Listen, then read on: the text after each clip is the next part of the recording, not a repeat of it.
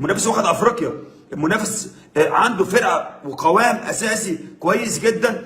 النهارده ماشي محمد عبد المنعم، موجود عنده ياسر ابراهيم، موجود عنده رامي ربيعه، موجود عنده محمود متولي، عنده خالد عبد الفتاح بيلعبها، عنده قوام. عايز اقول لكم ان السكواد بتاع سيراميكا كليوباترا احسن منا. ايوه السكواد بتاع سيراميكا كليوباترا الاحتياطي عندهم احسن منا.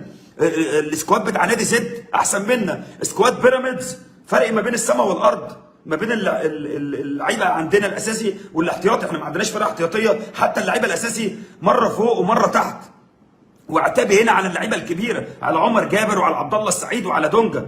ما انا اسف ليكم، انا بحبكم، لكن ان انتوا تسيبوا كاس مصر وتصيفوا ده غلط منكم. ولو المدير الفني عايز يريحكم انتوا تقولوا له لا، تريحنا على ايه؟ جمهور الزمالك اللي خيره علينا المفروض ان احنا نقاتل عشان ناخد كاس مصر. انت مالك بالنادي الاهلي؟ انسحب النادي الاهلي، انسحب وهيتعاقب. لكن انت دلوقتي بتفكر في نفسك، انت المفروض تفكر في نفسك، انت عمال تشغل دماغك باللي حواليك. فاللي بيحصل ده مجلس اداره عنده مشكله كبيره جدا جدا جدا ما بينهم وبين بعض. وعود كاذبه، وعود كاذبه.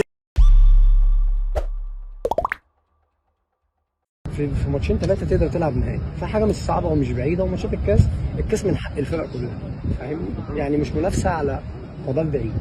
فاحنا هنقفل الصفحه دي. فرقه الاسماعيلي فرقه كبيره وفرقه كويسه، ان شاء الله نقدر نحاول برضه ندرس الفرقه كويس ونخرج بنتيجه ايجابيه ان شاء الله. الاصابه اللي عندك النهارده بعدتك عن اللقاء خلتك تبدل؟ يمكن بس انا ممكن الاصابه دي انا بقالي فتره يعني كنت بعيد عن الماتشات والمشاركه وكده، فممكن لما بذلت مجهود شويه كده الشوط الثاني حسيت بوجع شويه في الخلفيه، ففضلت ان انا اريح احسن ما لا قدر الله يعني الاصابه تزيد ولا حاجه. لكن الحمد لله تمام الحمد لله. شفناك دلوقتي طلع الجيش اللي هو كان لسه طالع في الشوط الثاني، محمد هاني.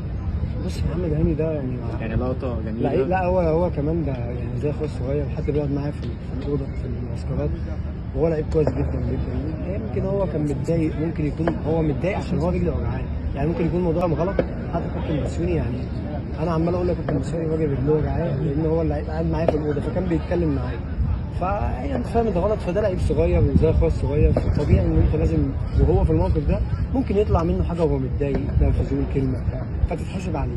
فانا حاولت ان انا اهديه، حتى يعني انا يعني قلت له خلاص اطلع اقعد في المدرجات، فسمع كلامي وطلع. تبعد يعني هتحاول على قد ما تقدر تحل مشكله يعني.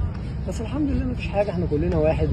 كابتن بسيوني يعني قبل ما المدرب اخ كبير وربنا يعني مش كده، يعني يمكن دي سادس سنه ليا، العشره كانت طويله، فهمت وفهمنا وعادي الكلام ده بيحصل يعني.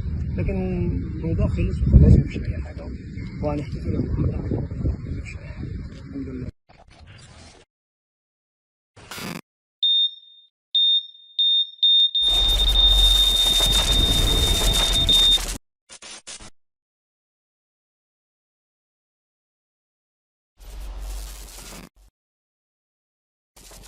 تاخده بالجنيه المصري حاضر، هنداله على اقساط حاضر، هتتعاقد مع كذا حاضر، اللي هي مشروب الدم ده. ما تلعبش كاس مصر حاضر، ما تجيبش صفقات حاضر، ما تفتحش القيد حاضر، هتروح ماتش السوبر باللعيبه اللي هي موجوده حاضر.